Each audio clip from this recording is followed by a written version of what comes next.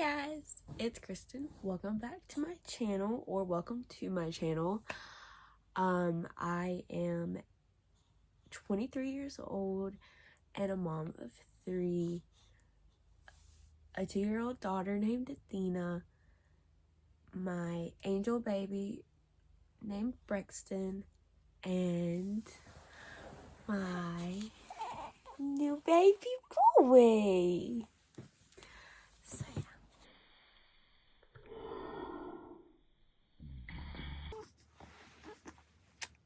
You just spit up.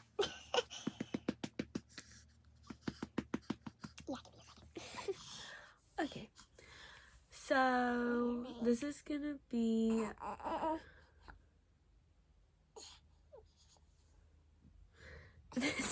be my labor and delivery story, because it was very eventful. So yeah.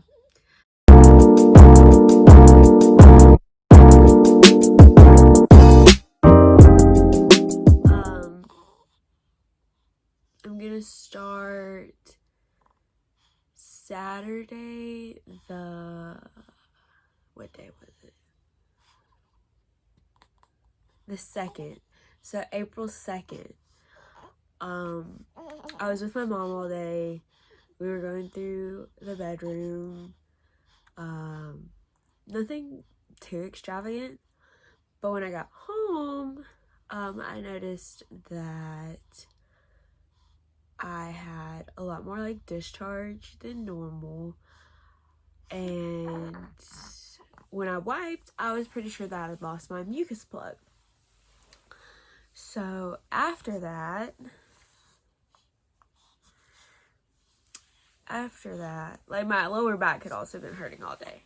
So like I knew something was up, but I wasn't sure like anything because I've always been induced. So like I didn't know like the normal going into labor naturally. Like I didn't know how that felt. But so yeah, that happened Saturday night. And then on Sunday, the 3rd, I continued to have like the lower back cramp or lower back pain. I woke up literally like I was hurting, but I didn't worry about it Saturday because like doctors' offices aren't open and all that. So Sunday I just kind of took it easy. Monday, the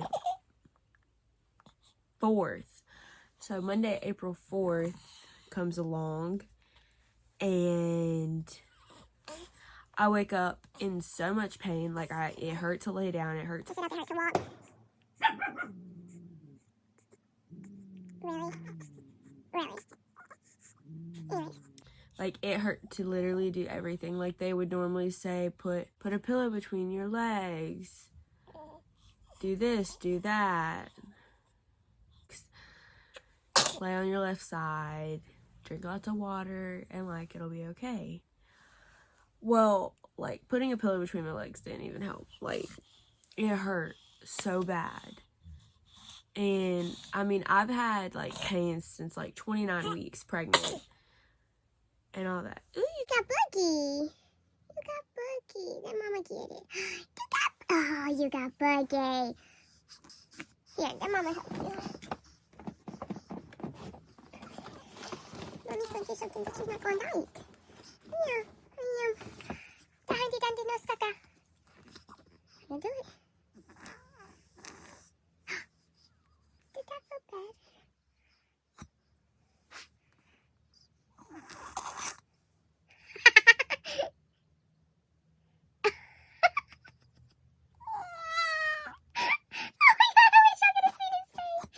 Ignore the spit up right there.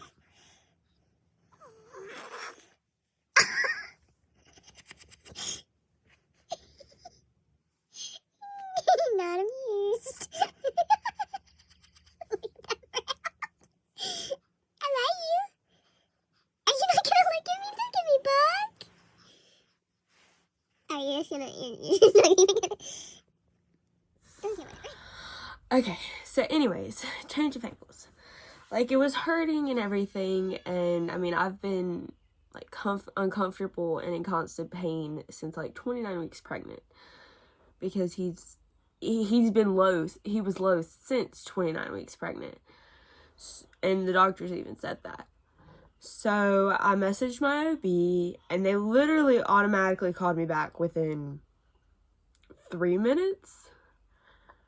And she asked me, like, my symptoms and all that. She asked me if I was bleeding.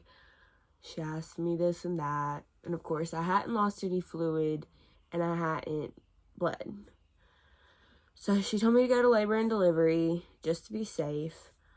And labor and delivery for me is literally, like, it was 45 minutes away because I chose another hospital than the one that's closest to me. So I went. I got my mom to come with me.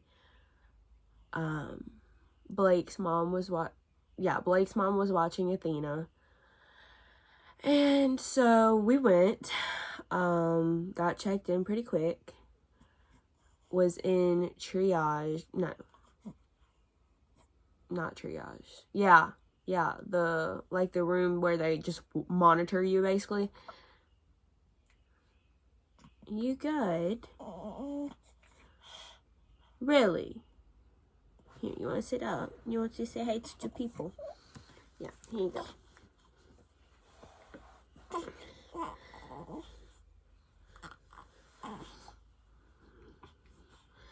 So basically,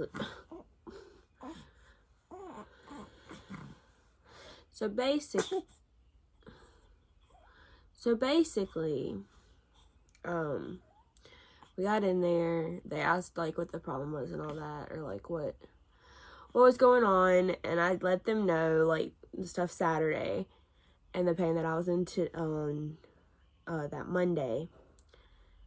And she hooked me up to the monitors, and basically they just kept an eye on him. By the time we were about to leave, we discovered that I was contracting.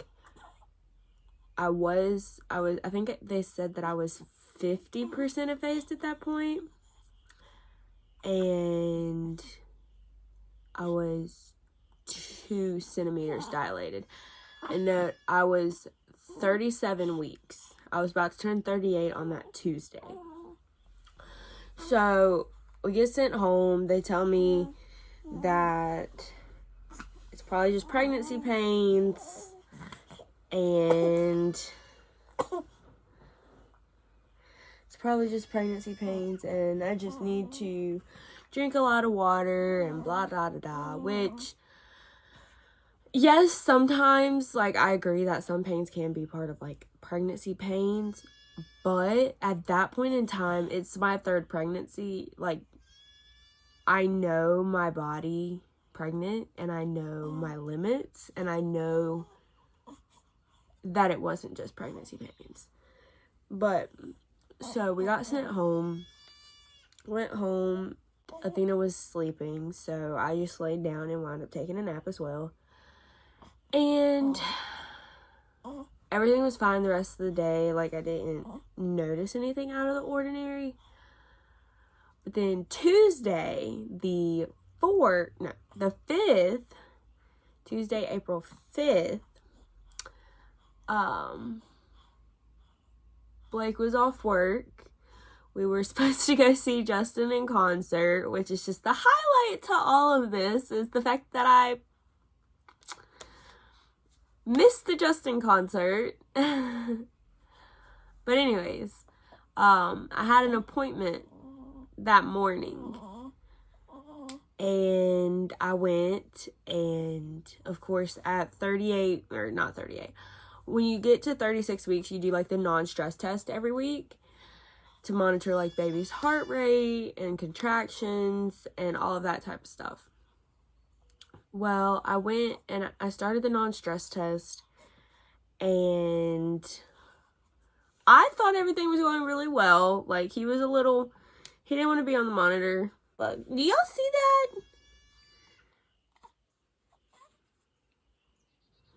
He's showing it off too. Are you gonna smile? Oh, Jokey. He's so cute. Okay. I'm gonna get baby wipe and I'm gonna wipe your face.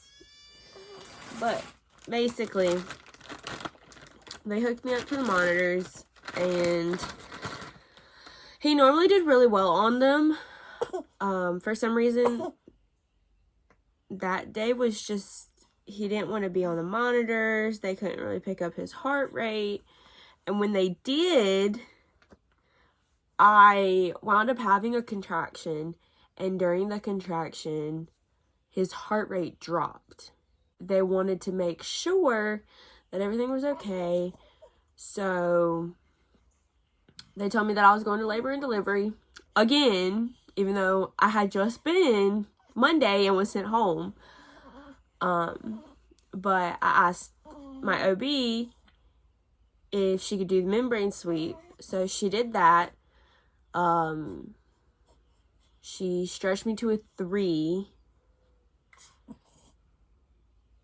Yeah, she stretched me to a 3 during that. And so that appointment, we had Athena with us. We didn't bring any bags. But Blake and I had a feeling that we were not coming home without a baby. Just like we just had this feeling. So we speed home. We get the bags. Finish packing all our stuff. And take Athena to my sister because that's who was watching them in case we went into labor and all that. My family was going to watch Athena. So we did all that. Within an hour, we were back at the hospital. Back in labor and delivery. Back being monitored. So, at this point, it's, I want to say noon on Tuesday. Maybe 1:30. Maybe 2. It's between noon and 2. I know that is when we got back to the hospital. So they hooked me up to the monitors. They were surprised that I was there again because I had the same nurses. But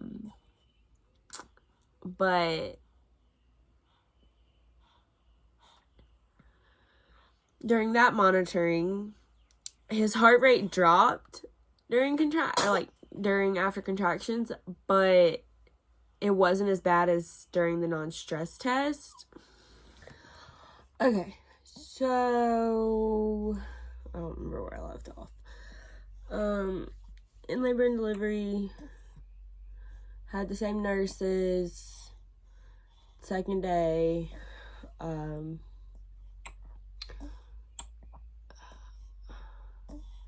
they hooked me up to the monitors. He did really well, except for like a couple of times where Blake and I noticed that his heart rate dropped, but apparently they didn't see it. So after, I want to say at this point it's like 4 o'clock, 4:30.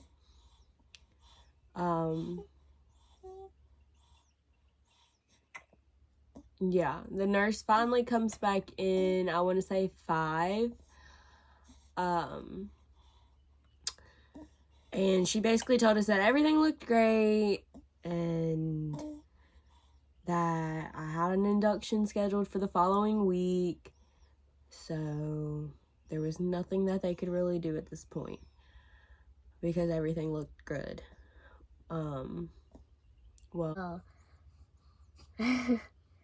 Tuesday, and like I know it's only been 16 days, but I will forever be grateful for the next part of this story, because if it was not for Blake, who knows where I would have been in a week from that day. So she said that we were being discharged, and I'm already in tears because I'm frustrated because I saw his heart rate drop, and mom instinct, I knew something was not okay.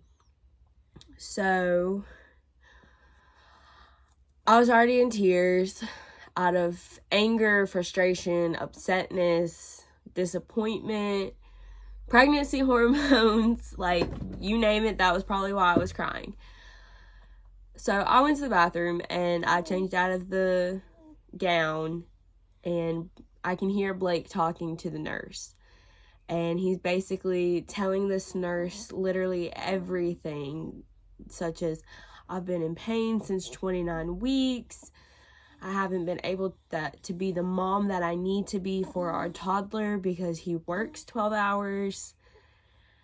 And it's not our parents' responsibility to raise our kid.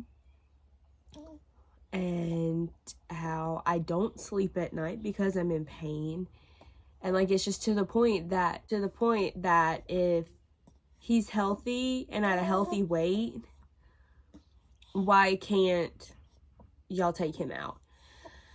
And she just kept nodding her head and just saying, yeah, I know, but my hands are tied. I can only do so much. Blah, blah, blah. Basically, to me, while I was listening to her, the way that she was sounding, it just kind of made me feel like she didn't care. Like, she was just there to do her job, and her job was to tell us that we were discharged. But then they started talking about his weight and how at, I want to say it was either 35 or 36 weeks, at my ultrasound, he was already measuring 7 pounds 9 ounces. And so, I think it was 35 weeks. But they were talking about that, and Blake was like, well, what makes y'all automatically take them out? Like, how big? And so she started doing, like, weight, like, she did the research on the computer, and Blake said that he could tell in her face that something was off, and, like, she knew that we needed to stay. But the team, the labor and delivery team, whoever that may be, said that there was nothing wrong and that we needed to be discharged.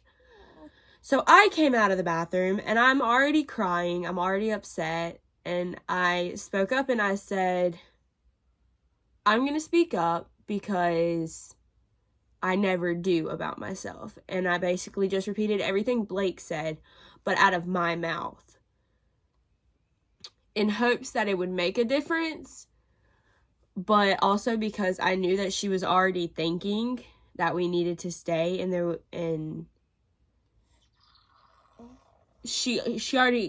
I could tell that she was already thinking that we needed to stay.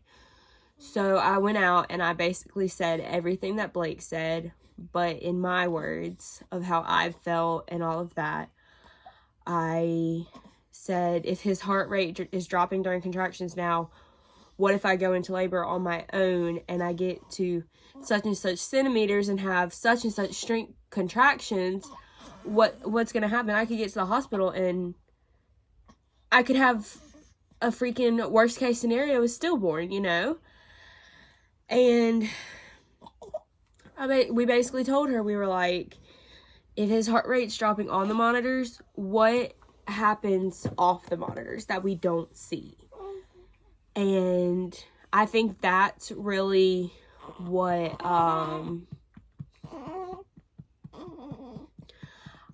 I think that's what really made her listen, was the fact that if his heart rate is dropping on the monitors, whether it's below 100 dropping or the low hundreds, like, his heart rate's still dropping.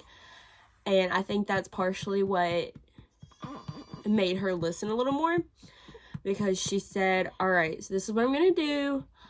I'm going to go talk to the high-risk team. At this point, she's going to talk to the high-risk doctor because his heart rate was dropping, etc., etc. She said if they are at the same decision to discharge y'all, then I'll just have the other nurse come bring in the discharge paperwork and you guys can just go home. So she walks out the door. Blake and I look at each other. We're basically just talking about everything that we just said. And I'm thanking Kim for sticking up for me. about, I want to say like 20 minutes goes by, so it's like 5:30 at this point.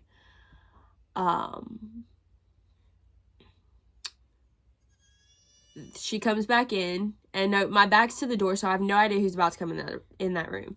She comes back in with the high-risk doctor, and she says, if you were having a girl, I would say name her after me.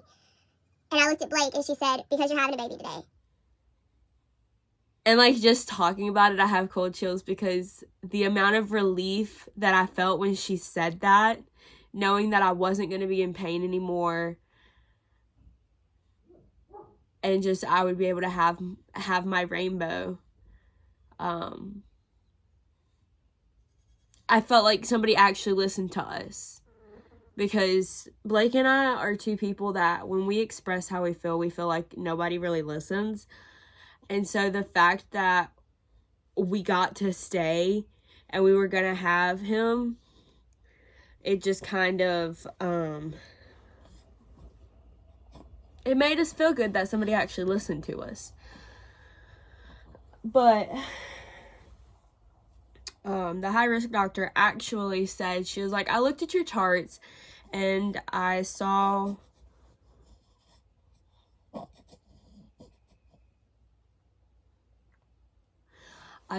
where you actually lost your son in August with his heart rate dropping. I don't really understand why they were going to send you home.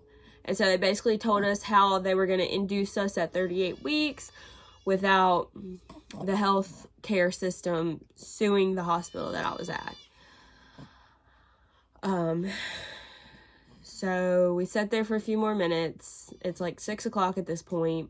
They come back in to get us, and we go to a labor and delivery room. They get us set up, do the IV,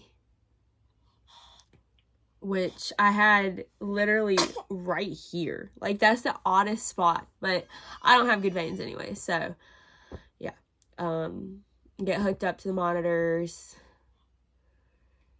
I was actually able to eat this time, which was really weird, because with my other two, I wasn't allowed to eat. But it's probably because I automatically started Pitocin instead of, like, easing it. But anyways, so when I got in there and got hooked up to the monitors, they checked me. I was at a 4, so already further than I was at the appointment. At a 4, I was 75-80% effaced, more than I was in my appointment. And yeah, so nothing much happened after that. I was group B strep positive, so I had to have the antibiotic for the first 4 hours or whatever. And so they did that, and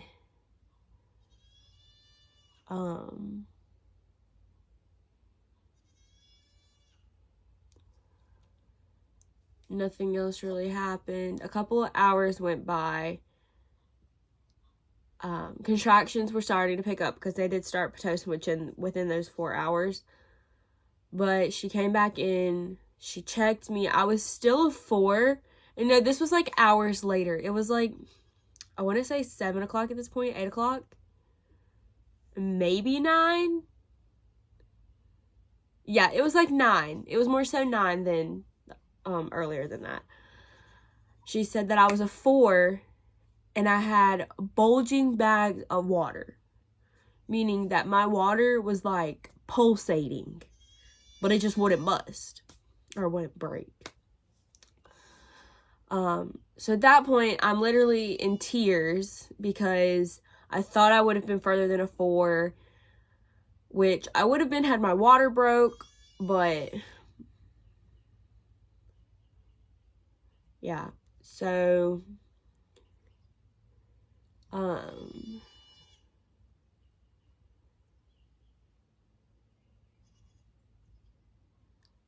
I'm irritated, I'm in tears.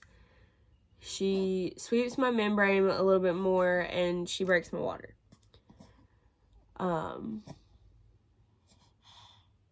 Which at that point, I remember that contractions picked up so bad, and I didn't know how far I was, like, dilated wise. But I needed that epidural because I was in so much pain. So epidural guy came, or anesthesiologist, epidural guy. The anesthesiologist came in, and he did all his stuff. He got the epidural in. Well, for some reason, it was like an hour later, and this epidural was not like not my whole, but like here was numb and like down my leg was numb, but like my hip and my pelvic area was not numb. I could feel every single pain. I could feel every single contraction. Like I could feel it all. And so I'm crying. I'm like gripping that part of my body. And so I call them and I'm like, hey, this epidural is not working. I can feel everything. So he comes in and he puts more medicine, and he's like, if this does not work within 20 minutes, I would recommend us repositioning or redoing it because somehow it has basically came out of your back. And I'm like, how does an epidural come out of your back? Like, I haven't been moving. I've been laying here. How did it come out of my back? So that made me even more frustrated. And I'm crying. And even Blake said, he was like, you have never been like this. Like, what's going on? And it was really just because I was in pain and I was frustrated and I was irritated. And I could feel everything and just everything like that. So that 20 minutes went by and I still did not feel anything. And at this point, it's, I would say probably 1 in the morning. It's the next day. It's April 6th now. But yeah, it's probably like 1:20. Really? He comes back in and I tell him that's not doing anything. And so I hadn't been checked since that 4 and the water breaking. So like we didn't know what I was at. But I'm going to guess that I was at an 8.5, 9 at that point in time. So he redoes the epidural. He does stronger numbing medicine this time. And let me tell you that like, that's like centimeters, half centimeter, whatever that I had, the epidural, that was the best numbing that I've ever had in my entire life. Like I didn't feel anything at that point.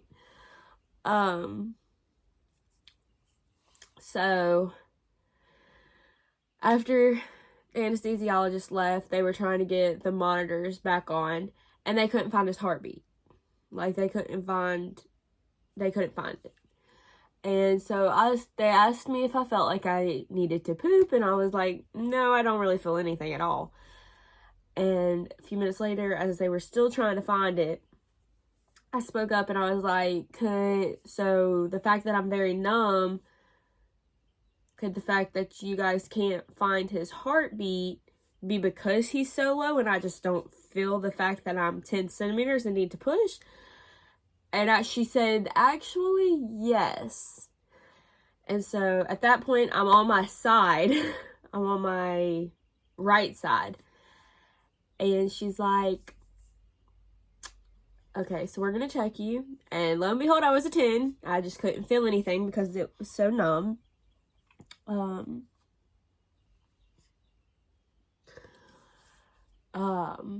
So after that, she told me I was a 10.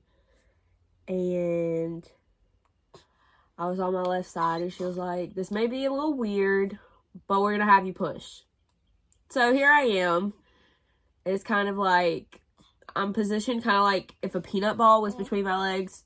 Y'all who have been in labor and all that, y'all know what I'm talking about. Peanut ball, it was kind of like peanut ball was in between my legs. Like my left leg was up and I was just on my side. And they had me push like that. And then I wasn't getting anywhere. And that was like 3 pushes. And they had me, she was like, all right, we're going to have you get on your hands and knees. And now I've had 3 pregnancies at this point. This one, my other son, and my daughter. Those other 2, I never, like, I didn't even know that pushing on your hands and knees was allowed. Like, I didn't know that was an option because the other hospital just had me lay on my back. So I get on my hands and knees, and they say, we're gonna use the heart rate monitor that you put on his head to keep track of his heart rate. And so they do that, and it saying about it, I'm very thankful that everything wound up being okay, because they did that and they saw what his heart rate was, and they're like, all right, we're gonna use the vacuum as you push. You're gonna use the what? So I'm pushing, and I'm literally like in tears. I'm squeezing Blake's hand. I'm trying not to hyperventilate because I'm terrified. And his head gets out, his head wasn't even out yet. And they say, we need the NICU team in here. And no, my other deliveries, I had maybe 5 nurses in there. And that was 2 at the little bed warmer, or the warming bed, or whatever that they put him on. The nurse that helped hold my leg, and the doctor to deliver the baby. And like the nurse that was right there by the doctor to help deliver. So to have basically I think it was probably like 20 to 25 people in that room that weren't me, Blake, or our regular nurse that was in there. Like, that total of almost 30 people in that room. Basically, as I'm pushing, they say that they're using the suction cup vacuum thing to help pull him out as I'm pushing. Basically, the cord was wrapped around his neck twice. And I will forever be thankful that Blake spoke up, because had he not spoke up, I would have not spoke up, and we would not have stayed. His heart rate wound up dropping to 34 as I was pushing him out. And just to know that happened, and I was only 38 weeks, like, what if? You know, like, I know you can't think about the what ifs in life, but what if they would have just said, no, you're not staying, and sent us home, and I went to 39 weeks? You know, like, what if? But they got him out. Blake didn't get to cut the cord from the placenta, which made him really mad. He was already irritated because they just kept doing stuff, and nobody really explained to us what was happening. And like I told him, would you rather them do everything they can to keep our child safe and tell us everything after he's born and healthy, or waste time in telling us what's going on instead of focusing on the kid? And so he's good now. He's not irritated now. He understands why they did what they did. But yeah, he was born at 2:44 a.m. 8 pounds 4.1 ounces, 20 3/4 long, and then 14.5 centimeters around for his head. Yeah. A lot of people already know his name, but I planned on doing a really cute name reveal for TikTok and YouTube.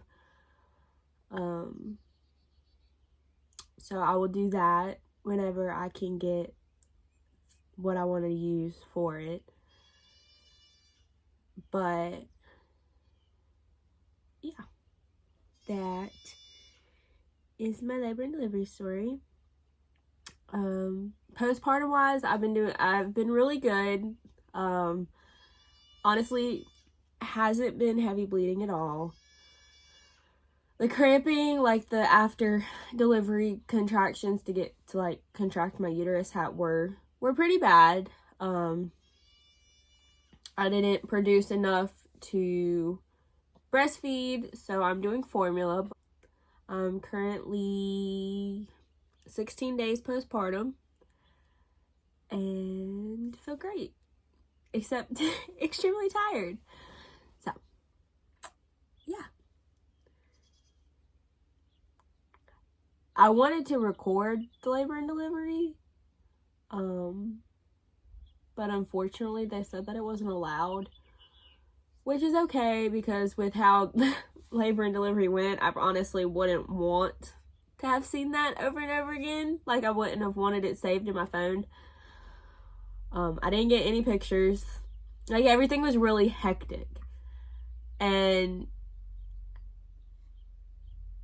like, yeah, it was just really hectic. So I didn't get really anything that I can show you guys except my baby.